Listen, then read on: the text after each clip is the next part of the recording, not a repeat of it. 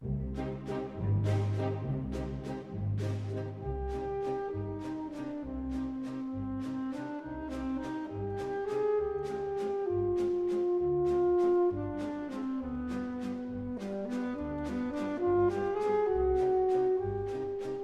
to my home. Thank you for coming over and seeing my art collection. Well, it's not really a huge collection. It's just the posters from the country I was born in. I was born in Moscow when at the time it was Soviet Union, and some of the signage for this international travel agency was all over Moscow, everywhere.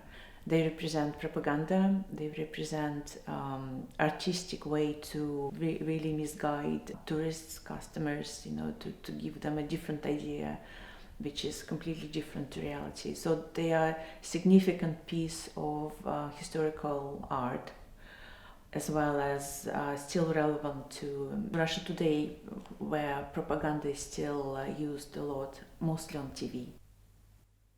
There was an agency created to attract international tourists into the Soviet Union. And Soviet Union at the time was a very close country, just post-revolution. They were placed in Paris, in Stockholm, in Germany, and in various countries to attract international crowd. And Soviet Union was portrayed as this miraculous place of freedom, equality, and brotherhood. You can see the posters are very well composed and vivid colors and the graphics and the fonts.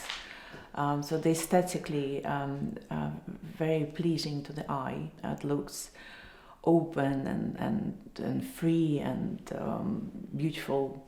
I think the whole story of this propaganda medium, of this artistic, beautiful propaganda medium, is sort of a lie. There is one called the Georgian Military Highway. On the poster you've got beautiful scenery, mountains, and a group of friends in convertible, in hats, looking really glamorous. My association with this poster is it's like an Instagram post. It sells you something.